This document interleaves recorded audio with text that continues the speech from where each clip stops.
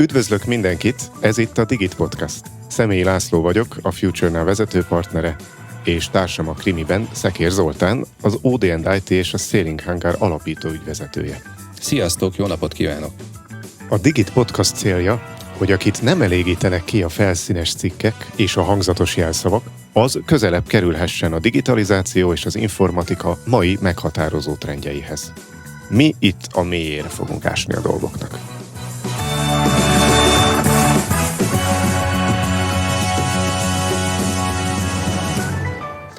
Elmúlt években az egyik fontos ügy, ami mellett mindig kiállok, az, hogy próbáljunk nemzetközi esedni, hogy legyünk minél nyitottabbak arra, hogy olyan programokat szervezzünk, ahová szívesen eljönnek külföldi szakemberek, és ezáltal mi tudunk tőlük tanulni, velük együtt alkotni, mi is meg tudjuk magunkat mutatni itt. Mert ha egyébként kimész mondjuk külföldre, akkor abban a nagy zajban egy cégként, 5 cégként egy kis strandon nagyon nehéz érvényesülni, ha viszont a külföld jön ide, és a nagy része a strandoknak magyar, az egész más tud lenni. Az egyik eszköz erre tehát a rendezvények, és hát a számomra fájó pontok azok szoktak lenni, hogy nagyon jó magyar rendezvények vannak, magyar nyelven magyaroknak, de nagyon kevés esetben kezdjük el ezeket angollá, és ezáltal külföldieknek befogadhatóvá tenni. Ma egy kivételt szeretnénk bemutatni a Digit Podcastban, mint egy jó példát. A TRA, vagyis a Transport Research Arena május 18 és 21 között Budapesten lesz. 3-4 ezer fős rendezvény, 70-80 országból, az emberek fele elő is ad, tehát nem csak bámészkodni jön, hanem nagyon komolyan hozzátesz valamit, és a kiállítók száma is 100 fölött van. Aki oroszlán részt vállalt abban, hogy ez a hatalmas rendezvény Magyarországra jöjjön, itt ül velünk a stúdióban Verdes Máté, a Magyar Közút intelligens közlekedési rendszerek osztályának vezetője. Üdvözlünk! Köszönöm szépen a meghívást, nagyon örülök, hogy itt lehetek, köszöntöm a nézőket, hallgatókat, benneteket is. Mennyire új neked ez a Digit Podcast? Te hallgattál minket korábban, vagy ismered ezt a setupot, amiben berángattalak? Igen. Van, igen, tehát túl azon, hogy személyes kapcsolatunk van, talán erről is fogunk az adásban beszélgetni. Én kerestem egy anyagot, NIS2-vel kapcsolatban találtam meg az egyik felvételeteket, és onnantól kezdtem el hallgatni. Én YouTube-on vagyok feliratkozó, tehát nem csak hallgatom, én nézni is szoktam. Nem mondom, hogy minden adást meghallgatok, leginkább akkor van időm ilyen típusú podcasteket hallgatni, amikor utazom, autóban ülök, vagy repülőn, vagy vonaton, és akkor elmélyülten tudok figyelni.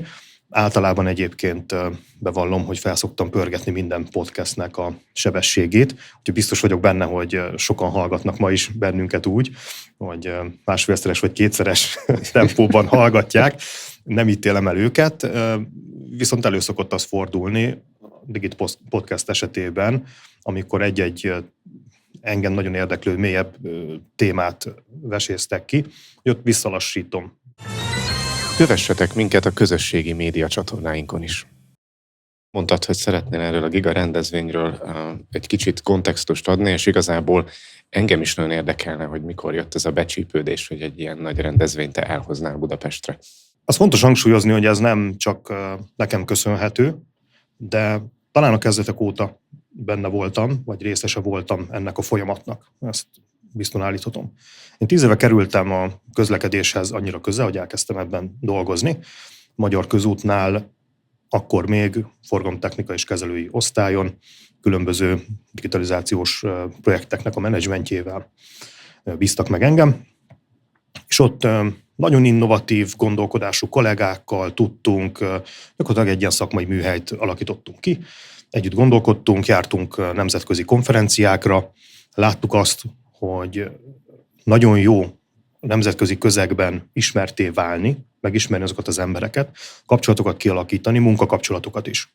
Az a szemlélet nálunk, és a vezetőink is így gondolják, hogy profitálunk abból, hogyha közösen oldunk meg problémákat más közútkezelőkkel, vagy más szektorokból jövő emberekkel, akik nekünk segítenek.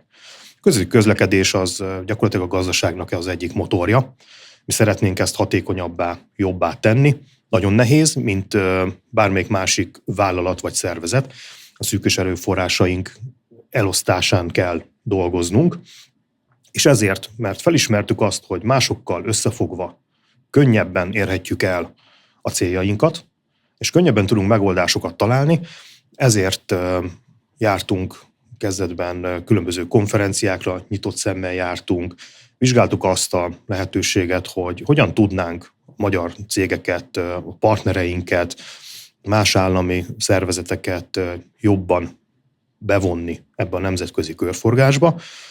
Azt gondolom, ez sikerült is, mert több kiállításon vagy konferencián jelentünk meg együtt. Volt, amikor közös más állami céggel, illetve for-profit szervezetekkel közösen állítottunk ki. Tehát kipróbáltunk mindenféle permutációját ennek, és azt láttuk, hogy ez még talán mindig kevés. És jó lenne elhozni Magyarországra egy igazán ütős konferenciát, ahol egy lökést, egy lendületet tudnánk adni, be tudnánk mutatni a hazai innovációkat, azokat a szereplőket, akik a saját területükön nagyot tudnak alkotni. De nem biztos, hogy őket ismerjük, hanem azokat, akik az ő technológiájukat, vagy az ő tudásukat adják el, akár külföldi vállalatok, és rajtuk keresztül tudunk hozzáférni a termékekhez. Úgyhogy azt gondoltuk, hogy nézzünk szét a konferencia piacon, és olyat kerestünk, amelyről azt gondoltuk, hogy talán a mi céljainkkal leginkább összefügg, és hát azt találtuk, a legkomolyabb ilyen jellegű konferencia az a Transport Research Arena. Ez 2006-ban indult, tehát már 20 éves. Készülünk is arra, hogy ezt méltóképpen meg tudjuk ünnepelni itt Budapesten. 2 évente rendezik meg, és mindig más ország szervezi. Az a jelentősége, hogy az összes közlekedési mód szerepelteti magát. Mindenki itt van. Itt az állami döntéshozók, Európai Uniós szervezetek, az állami cégek, nagyvállalatok, tehát piaci nagyvállalatok, startupok, kutatók nagy számban vannak jelen ezen az eseményen. És ennek köszönhető az, hogy eljutottunk oda, nyilván a korábbi szervezők eredményes munkája is kellett ehhez, hogy jól tudták pozícionálni. Kutatásra szükség van. Kutatásban együttműködésre van szükség. Ti is foglalkoztok kutatással, tudjátok nagyon jól, hogy miről beszélek. És ezek a kutatóknak meg kell ismerniük egymást. Meg kell ismerniük a problémát, és meg kell ismerniük azt, hogy ki fogja tudni finanszírozni a kutatásukat, vagy kivel együttműködve tudják a kutatásukat elvégezni. És a Transport Research Arena egy remek alkalom arra, hogy ezek a személyek, szereplők összejönnek, megvitassák a különböző irányítási kérdésektől kezdve azokat az alapkutatási problémaköröket, amelyek érdemesek arra, hogy az innovációs folyamatba be lehessen illeszteni. Ami nekem fölmerült kérdés, hogy értem, hogy kerültünk Budapestre, és hogy mi ez a konferencia, de úgy fogalmaztad, hogy termékek.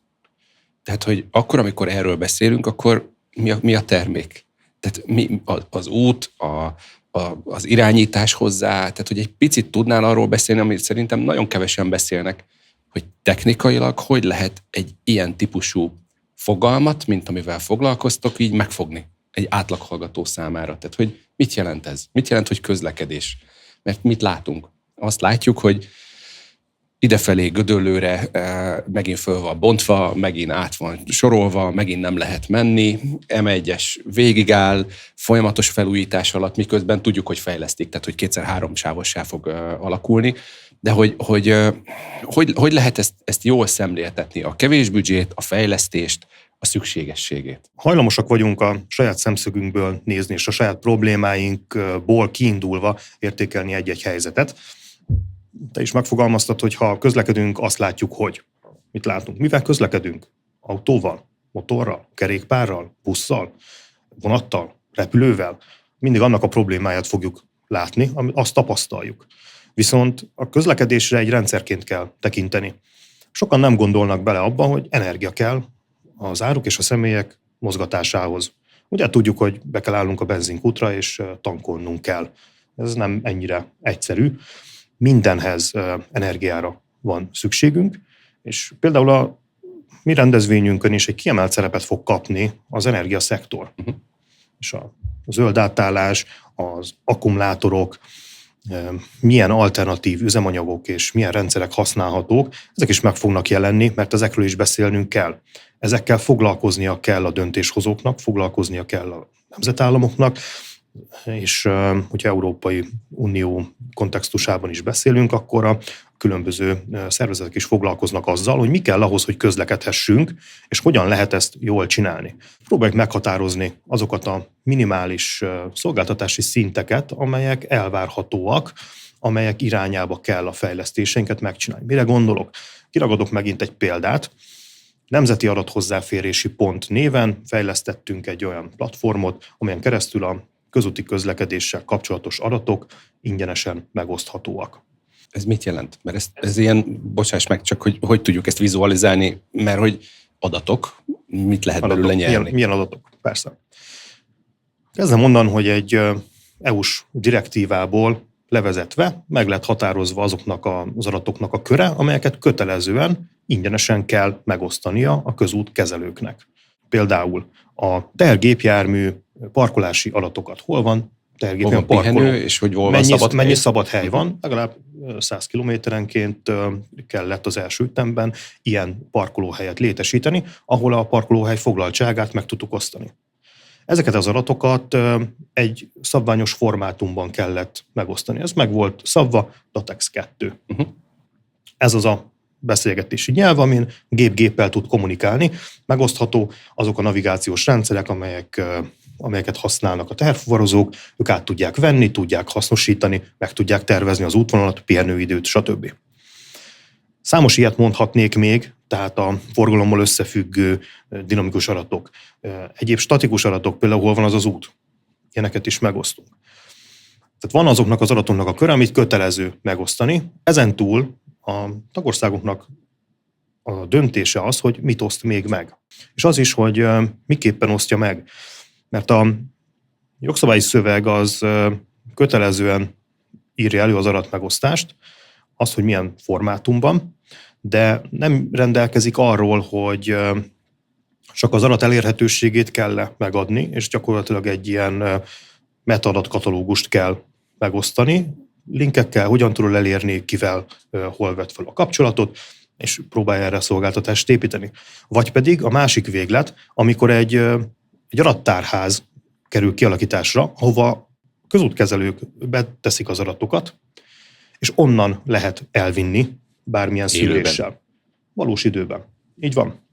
A mi hallgatóink zöme, ugye cégvezetőt, vagy tulajdonos akár, informatikai vezető, innovációs vezető, üzletfejlesztési vezető, legtöbben az iránt szoktak érdeklődni, hogy nekik cégként ez mit jelent. Tehát mondjuk, ha itt teszem fel a kérdést, hogy mekkora lehetőség a magyar gazdaság szereplőinek, a magyar cégeknek az, hogy ide jön a Transport Research Arena, most már nagyjából azt körbejártuk, persze még egy kérdésre azért vissza fogok térni, hogy tematizáltátok, de hogy látszik, hogy itt ez nem csak az autósoknak jó, nem csak az árufuvarozóknak jó, ez egy elég tágkörű részvételű rendezvény, de hogy ha céges szemmel nézem, akkor mit adhat ez? Ha valaki nem ment el, nem tudom, hol volt eddig a világ különböző pontjain az elmúlt 2 éves ciklusokban, de most itt van, akkor esetleg elmenne, akkor mi lehet ennek ami átbillenthet mondjuk valakit, hogy mégis most az adás után fölmegy és regisztrál a TRA honlapján? Nagyon jó a kérdés, és nagyon röviden nem fog tudni erre válaszolni, mert... Majd felpörgetjük a lejátszást. Fontos azt kiemelni, hogy a technológiai platformok és azok a szakmai tömörítő szervezetek, amelyek az Európai Unión belül működnek, ők kiemelt konferenciaként, kiemelt rendezvényként kezelik ezt az eseményt. Ezek a szervezetek egy része az éves közgyűlését, vagy a felsővezetői megbeszéléseket, találkozókat úgy ütemezik, hogy 2 évente a Transport Research Arénán tudjanak találkozni. Itt tartják meg ezeket az egyeztetéseket. Ezekkel a szereplőkkel csúnya szóval élve stakeholderekkel tudnak találkozni és beszélgetésbe elegyedni, mert erre meg lesz a lehetőség. Azt gondolom, hogy ez megér annyit, hogy eljöjjenek az emberek. Hallhatunk olyan előadásokat, ahol a governance, magyarul irányítás, vagy management. Vagy akár szabályozás. Vagy akár Szabályozás is lehet, így van. Szabályozás is lehet. Tehát a magyar nyelv talán sokkal kifejezőbb, sokkal több mindenről is tud ez szólni. Állami, Európai Uniós szintű, vagy pedig vállalati szinten is hogyan fog felépülni, hogyan épül fel a finanszírozás Európai Központi Banktól számítunk részvételre, számítunk az Európai Uniótól. Nagyon sok emberre már több mint 50-en regisztráltak különböző szintű és beosztású emberek, az Európai Bizottság és valamely háttérintézménye, joint undertakingeknek a dolgozói, különböző technológiai platformok, például a légügy, vasút, áruszállítás, logisztika, mind itt lesznek. Magyarország egy tranzitország. Én azt gondolom, hogy ebből fakadóan a közlekedéssel foglalkozni a magyar vállalatoknak is érdemes. Mindazoknak, akik digitalizációval, mindazokkal, akik fuvarszervezéssel, szállítmányozással, raktározással foglalkoznak, gyártással, csomagolással.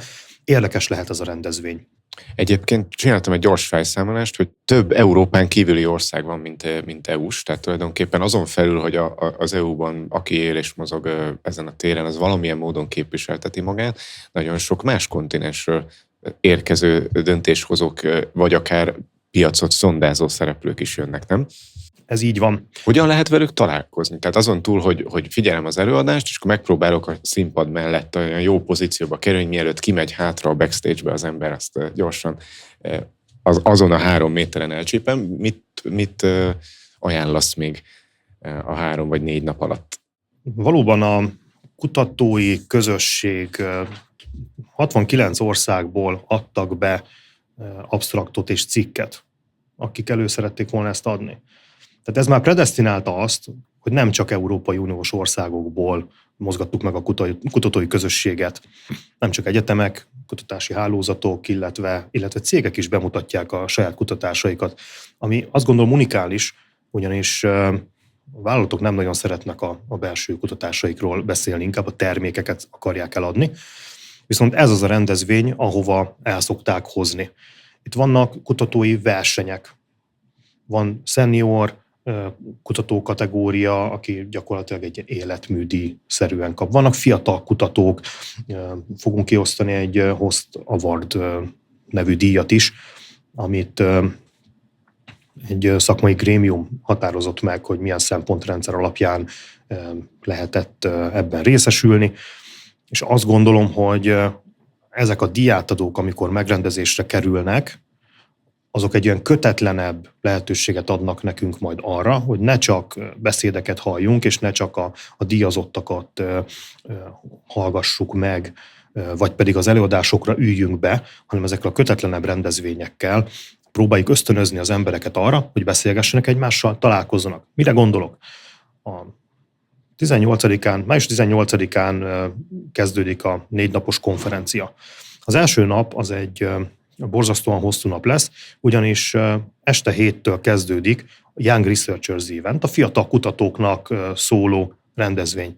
De itt a kiállítók, döntéshozók, egyéb konferencián résztvevő delegáltak, és a fiatal kutatók is részt fognak venni. Ez egy kötetlen, gyakorlatilag egy ilyen cocktailparty-szerű esemény, ahol van lehetőség arra, hogy találkozzanak az emberek, és már az első nap egy ilyen kötetlen eseménnyel kezdünk, hogy a második, harmadik és negyedik napon már az emberek ismerős arcokkal találkozzanak, be tudjuk vonni a fiatal kutatókat is a körforgásba. Most egy kicsit szeretném, mert értem, és tökéletes és fantasztikus, de általában a konferenciák ilyenek. Tehát, hogy meg a kongresszusok is. Több országból regisztrálnak, vannak szekciók, elmennek az emberek, beszélgetnek. De miről? Tehát, hogy mik azok a témák, amiről beszélgettek? AI, vagy közlekedés szervezés? Segítsetek már nekem egy picit megérteni, mert most nyilván nem csak ezt, de azért kerültem én most bele laikusként ebbe a beszélgetésbe, hogy hát föltegyek olyan kérdéseket, amit a hallgató itt ennél a pontnál tenne föl. Egyébként én is akartam ezt kérdezni. Hogyan tematizáljátok ezt a több napnyi, több ezer mik a termékek? programot, mert hogy valahogy navigálni kell. Tehát valahogy, ha én regisztrálok, az tök jó, ott vagyok, vagy előtte pár nappal megnézem, ahogy az Oli mondja, tehát hogy most akkor hol tudok eligazolni, hogyan fogom tudni kiválasztani, hogy hol töltöm, melyik részén. Ha budapesti városszervezésre szeretnék AI megoldásokat, akkor azt melyik szekcióban találom. Tehát most ne értsetek félre, tényleg őszintén érdekel a téma, elképesztően foglalkoztat. Az első olyan projekt, amit okosvárosokkal kapcsolatban csináltam, az Magyarországi Városhoz kötődik. ott elképesztő mennyiségű innováció volt, és legalább 15 szervezetnek kellett együttműködni, hogy az adatátviteli dolgokat meg tudják egymással osztani, és ehhez kellett egy központosított informatikát kialakítani ahhoz, hogy az adatok befogadása mellett még ki tudjuk szolgálni az összes információt valamilyen prediktív módszerrel. Erre még bejött az AI is.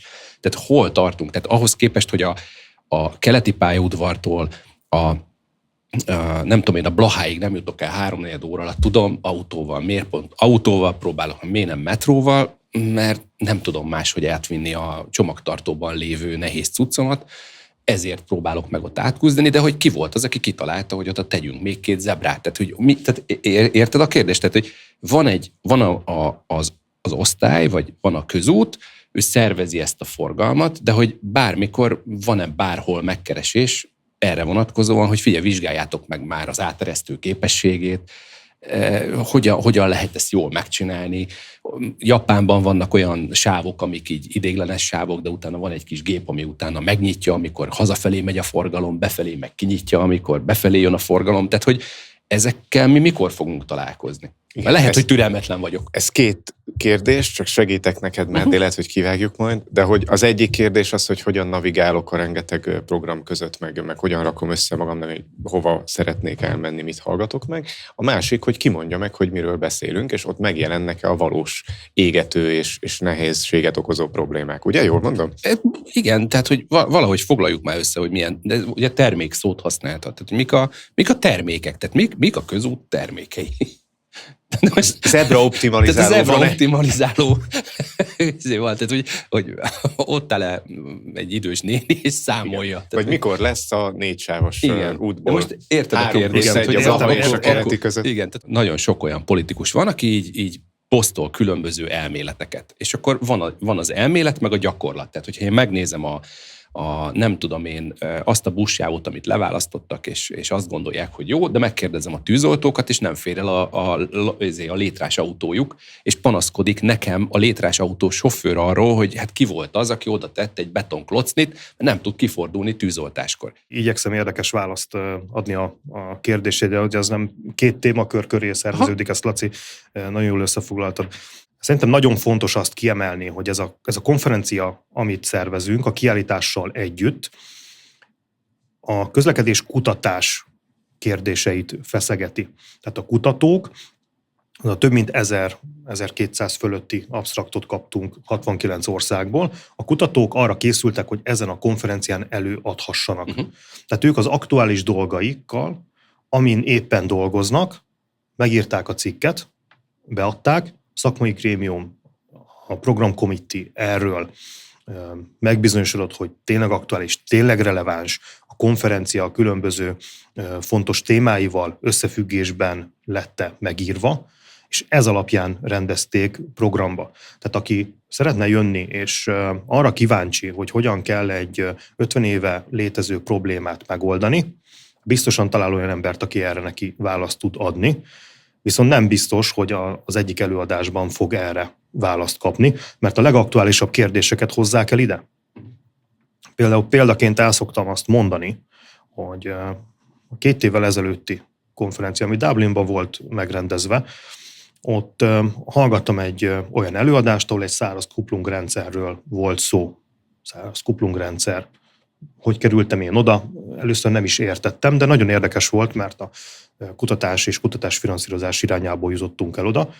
Majd pedig az egyik díjazott, nem az, akinek az előadását hallgattam, hanem az egyik díjazott, egy fiatal kutató kapott egy díjat azért a száraz kuplung megoldásáért, amit az egyik olasz egyetemen hallgatóként azt hiszem PhD fokozat megszerzése közben végzett tevékenységet. Majd pedig a díj egyik szponzora őt már munkavállalóként alkalmazza.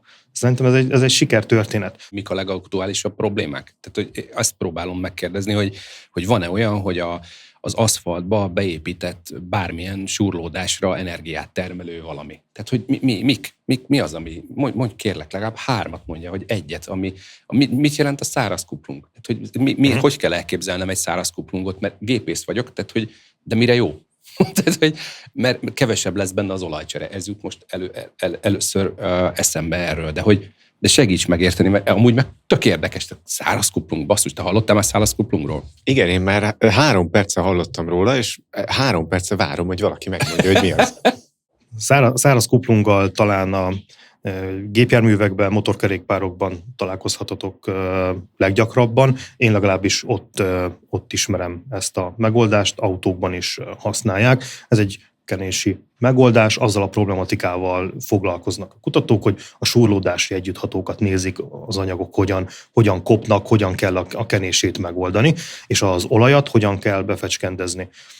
Az 1900-as évek elején még olyan folyamatosan csepegtették az olajat az ilyen súrlódó felületekre.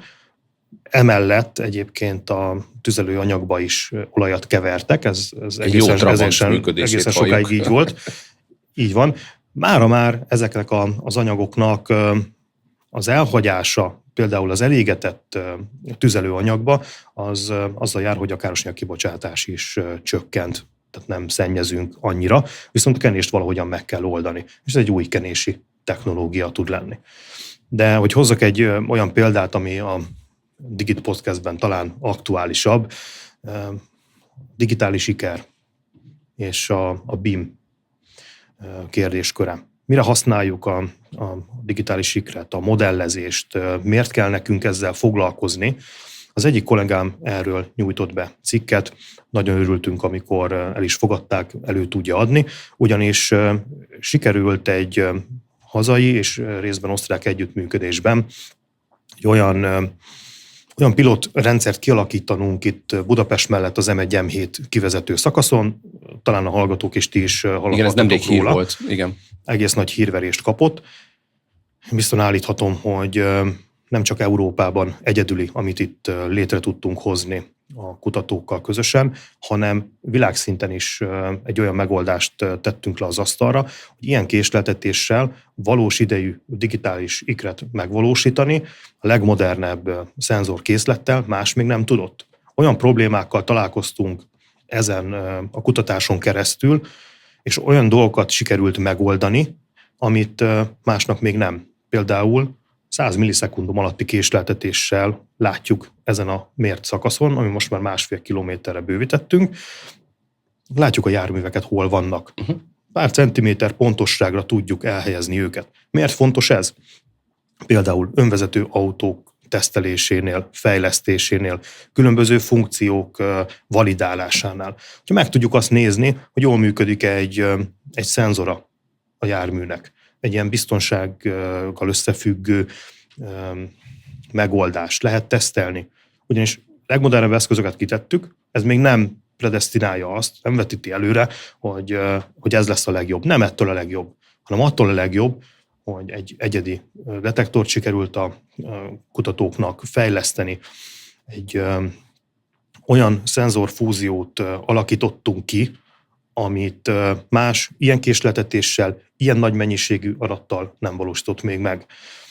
Egy akkora szerverünk működik, amit emiatt kellett megvásárolni, ami zárt ajtók mellett is 43 decibelt mérünk a folyosón, amikor meghajtjuk. Tehát olyan problémákkal találkozunk a gyakorlati életben, Fülsiketítő digitális iker megoldásokért a magyar közutat tessék keresni. Bocsánat, nem akarom elviccelni, de hogy egyszerűen lenyűgözve hallgatom, és próbálom valahol a izgalmat levezetni. Tehát egy kicsit összefoglalnám így az első félidőnket, gyakorlatilag, ha én akár egy cég vagyok, akár egy kutatóintézet vagyok, akár egy érdeklődő mérnökvégzettségű szakember vagyok, aki már régen kapott valami jó kis löketet inspirációból, itt biztos, hogy megtalálom a helyemet. Sőt, hogyha én mondjuk olyan cég vagyok, aki új technológiákat szeretnék fejleszteni, akkor akár még szakembert is találok hozzá, partnert vagy munkavállalóként egy fiatal kutatót.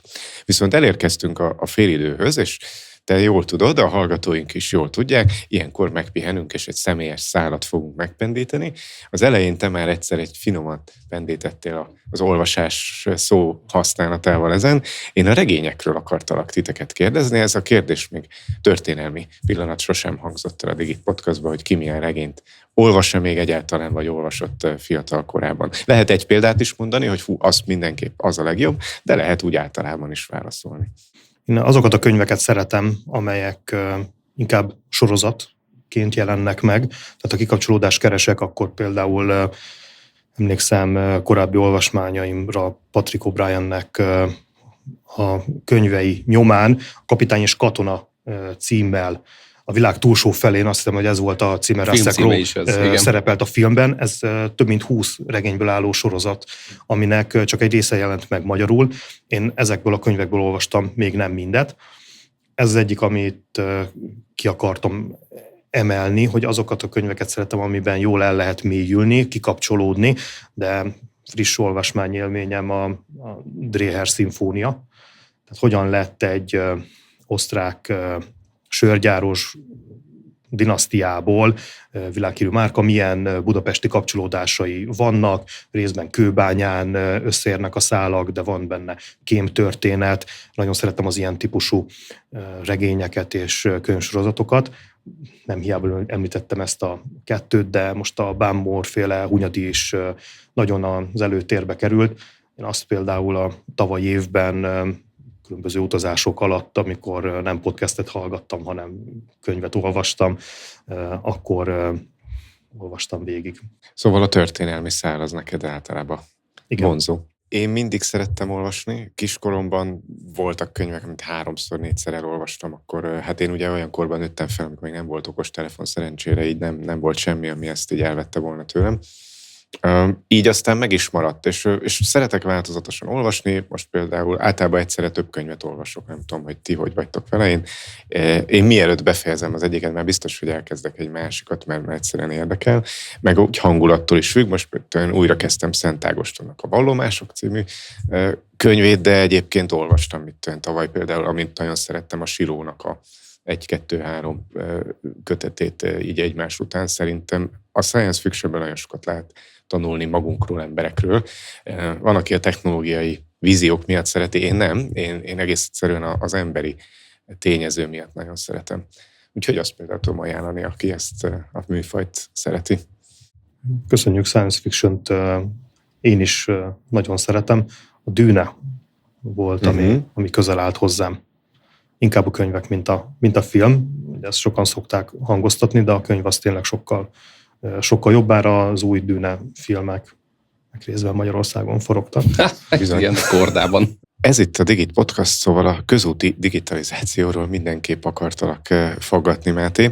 Egy önálló adást is nyilván megérne, de hogy most olyan 4 óránkat tudnánk rászánni, hogy először is mitől mondhatjuk, hogy digitalizált egy úthálózat. Ugye említetted a digitális sikert, hogy az vajon a véglet, vagy úgy az ma már így 2026-ban az része ennek az elemzési céllal, időjárási meg forgalmi adatok gyűjtése mellett a döntéstámogatásnak is? Ha közúti digitalizációról beszélünk, akkor fontos tudatosítani magunkban, hogy mit szeretnénk digitalizálni. A digitalizáció nem lehet öncélú. Nem csinálhatjuk csak azért, mert szeretnénk erre költeni, szeretnénk ezzel foglalkozni. Ezt mi valamilyen célból csináljuk. Adatokat valamilyen célból gyűjtünk. Azért gyűjtjük az adatokat, hogy tudjuk, hogy mi történik a hálózaton. Tudjuk azt, hogy hogyan oszlik meg a közlekedők, az áruforgalom, hogyan oszlik meg járművek száma, mikor vannak a csúcsidők, mikor tervezzünk egy karbantartási üzemeltetési munkát, az milyen hatással van a közlekedésre. Tehát a döntés előkészítés, az aktuális helyzetnek a mérlegelése, hogyha fennakadás történik az úthálózaton, valamilyen rendkívüli szituáció történik, milyen gyorsan kapunk arról információt, honnan kapunk információt, ez miért adat legyen, külső adatforrásból származik. Ma már mindenkinél ott van a zsebében, vagy a keze ügyében a mobiltelefon. Én azt gondolom, hogy mindenki, aki útra kell, használ valamilyen térképet. Ezek a térképek gyűjtenek adatot. Nekünk ezekkel a térképszolgáltatókkal együtt kell működni, nekünk onnan adatot kell kapni, és adatot kell szolgáltatni. Ezek az eszközök tudják azt, hogy hol vannak az emberek, a járművekről tudjuk, hogy hol van, hol mozog, akkor tudunk nekik információt adni arról, hogy mi várhat rájuk azon az útszakaszon. El tudjuk mondani azt például, hogy karbantartási munkát végzünk. El tudjuk például azt mondani, hogy a szokásosnál nagyobb a forgalom, például egy sportesemény, vagy egy kulturális esemény miatt. Tehát amikor az utazást végzők azzal szembesülnek, hogy valami történik előttük, lelassult a forgalom, mindenki egy picit stresszesebb lesz. Megvizsgáltuk azt, hogy ez mitől van, megkérdeztük az embereket, megnéztük a kutatásokat, futtattunk akár még social médiában is ilyen kérdőíveket évekkel ezelőtt, hogy mit gondolnak az emberek, hogy mi az, ami az ő közlekedésükben a legnagyobb frusztrációt okoz. Nem így tettük fel a kérdést, sokkal burkoltabban, és speciálisan megfogalmazva, viszont azt találtuk, hogy ha az eljutási idővel kapcsolatban nem tudják, hogy mennyivel növekedett meg, miért állnak például egy adott útszakaszon, vagy miért lassult le. Tehát nem elég az, hogy később érnek oda, az is zavarja őket, de nem tudják, hogy miért. Sokkal jobban érdekli az embereket, hogy mikor érnek oda, mint az, hogy lassabban jutnak el. Tehát ha tudom azt, mikor érek oda, és ezt előre tudom tervezni, tehát azt meg tudom mondani este, hogy én reggel 8 órára be kell érjek dolgozni, akkor mikor kell nekem elindulni, ez az, amit az emberek leginkább keresnek. Van egy ilyen szakszavatok, amit szeretnék egy kicsit kibontani, ez a Digital Road Management. Ugye még mindig az utaknál vagyunk, pedig sokkal tágabb a közlekedés, de hát mégiscsak magyar közútnak hívják a munkáltatódat. Szóval nyilván, ha az analóg közútkezelésre gondolunk, akkor eltakarítástól a lámpák működjenek, egy csomó minden van. Mit ad hozzá a digitális közútkezelés? Adatokat gyűjtünk, adatokkal foglalkozunk, ezeket az adatokat hogyan tároljuk, hogyan hasznosítjuk, milyen elemzéseket végzünk, és milyen döntéseket tudunk előkészíteni és támogatni ezekkel az adatokkal, az nagyban meghatározza azt, hogy milyen digitalizáltsági fokon működik egy vállalat. Hamar felismertük azt, hogy nekünk az információra, illetve a tudásra van szükségünk, nem kifejezetten az adatra. Tehát nem az számít nekünk, hogy mindenhová szenzort pakoljunk le, hanem hogy rendelkezzünk a megfelelő információkkal a megfelelő időben, és arra megfelelő folyamatokat tudjunk felépíteni. Ezzel foglalkozunk, nagyvállalati informatikai rendszerek fejlesztése is folyamatban van, aminek a következő lépése az az, hogy karbantartások és a munkálatoknak az ütemezése, ahhoz az anyaggazdálkodás.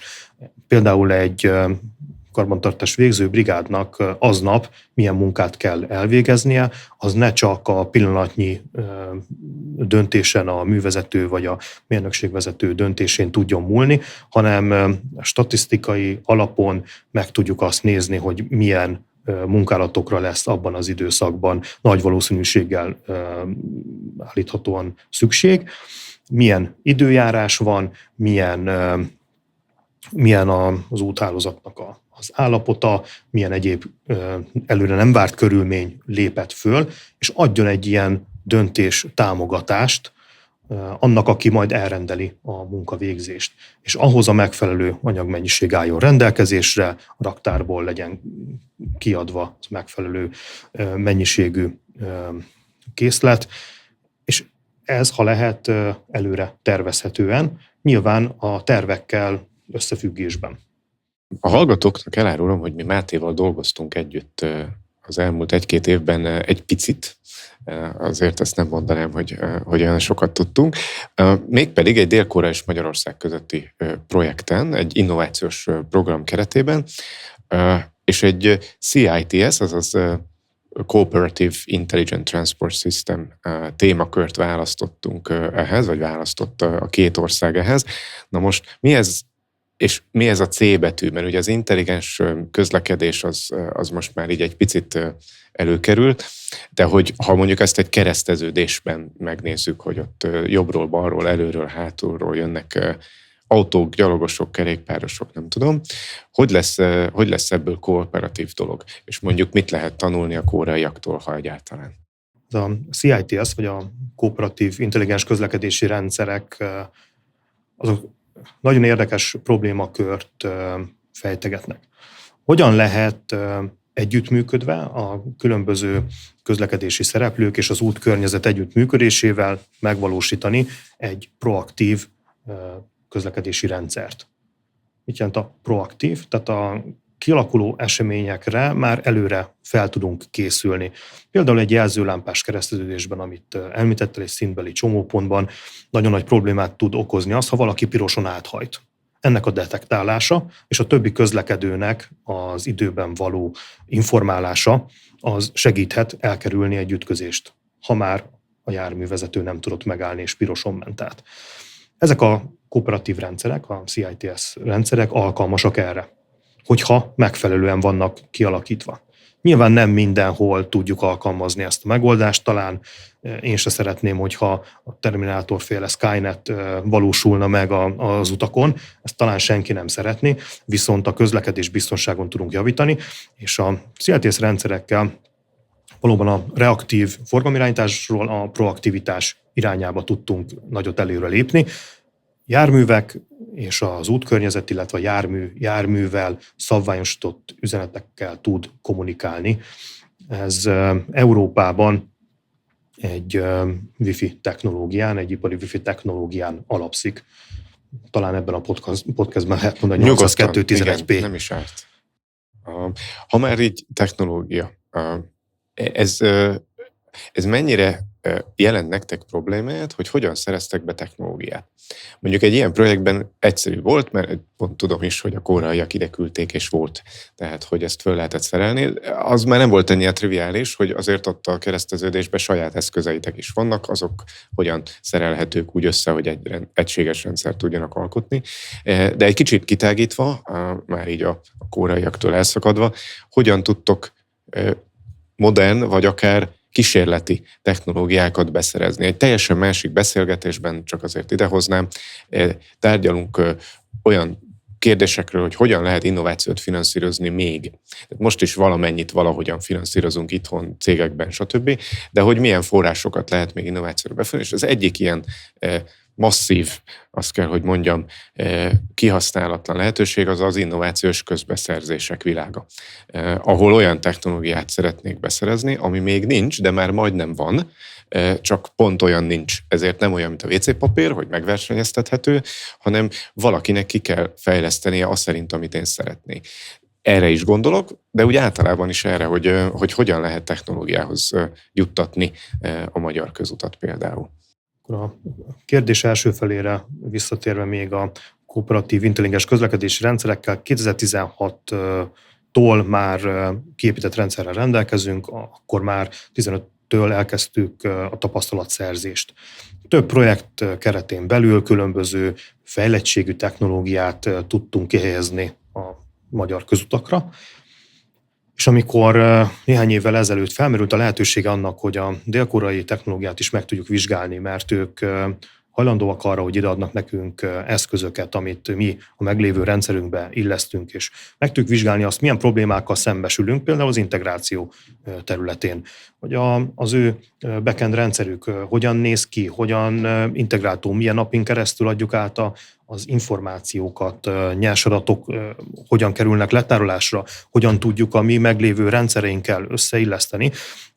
Ez volt nekünk nagyon, nagyon érdekes, illetve az, hogy ők olyan use case-eket, olyan használati eseteket vizsgáltak, ami nekünk nem volt igazán probléma, vagy nem találkoztunk még azzal a problémával, amivel ők igen a túlzsúfolt városaiknak köszönhetően.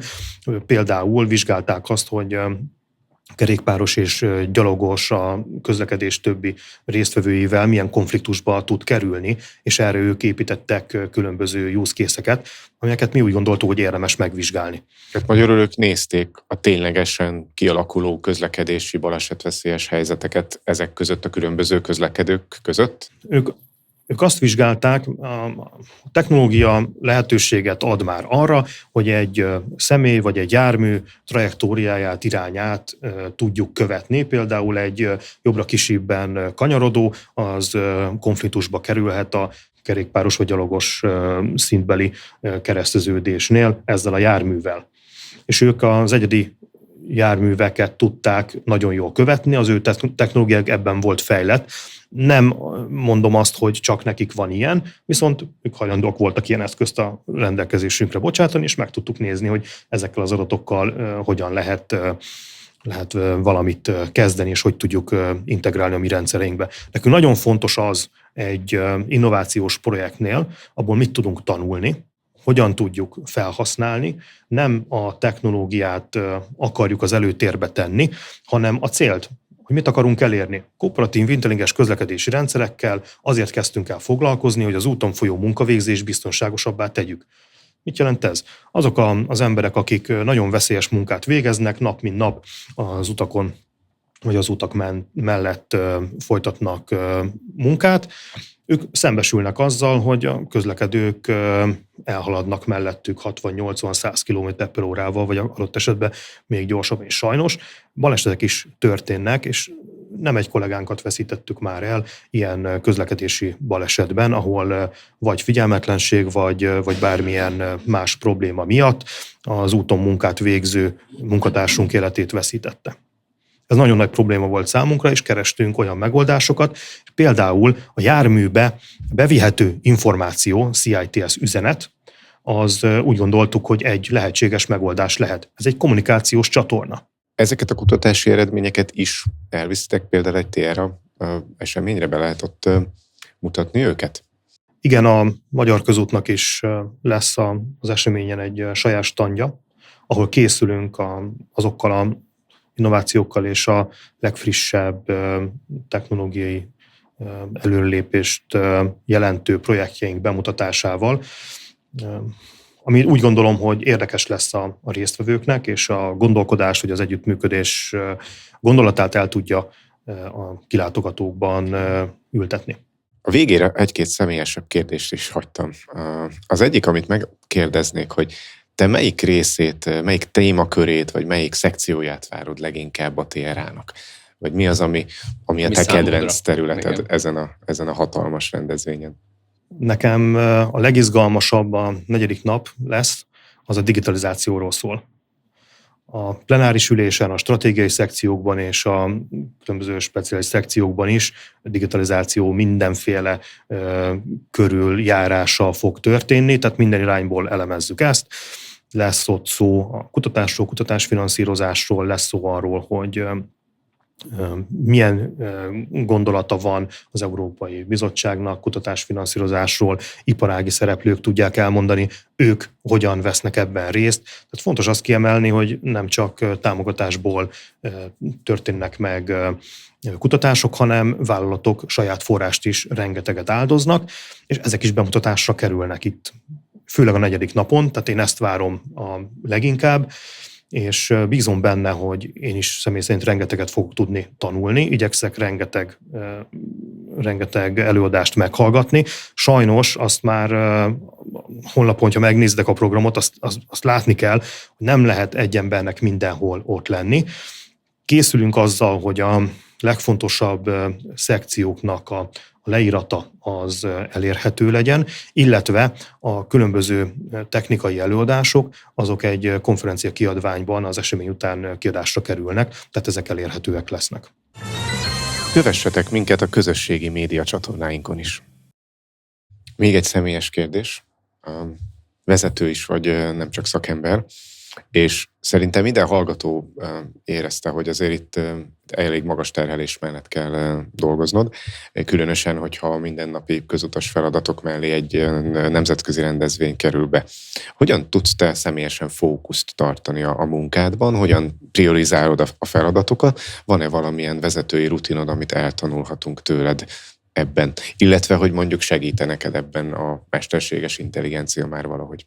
Azt gondolom, hogy semmi olyat nem fogok mondani, amit előttem nem mondtak volna el mások. Nagyon egyszerű praktikáim vannak, tervezni kell, mindig kell az embernek egy tervvel rendelkezni, tudni kell azt, hogy milyen irányba tartunk, tehát kell egy vízió, és a kollégákban meg kell bízni. Nagyon szerencsés vagyok, hogy olyan emberekkel tudok dolgozni, akiknek nem csak feladatot tudok delegálni, hanem megismerik a célt, és annak a célnak az irányába kezd el mindenki dolgozni.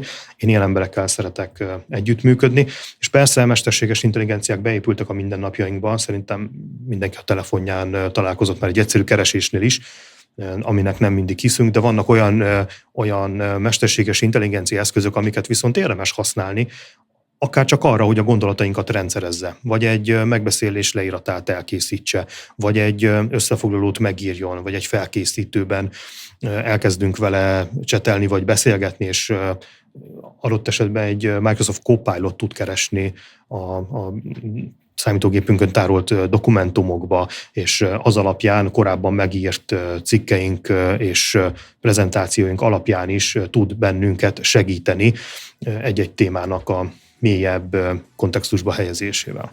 Itt el kell, hogy engedjük egymást, és a hallgatókat is. Elfogyott az idő. Ismét biztatunk minden érdeklődőt, hogy regisztráljon a Transport Research Arena konferenciára. Máté, nagyon köszönjük, hogy faggathattunk. Köszönöm szépen, találkozzunk május 18-a és 21-e között téren. Köszönjük szépen!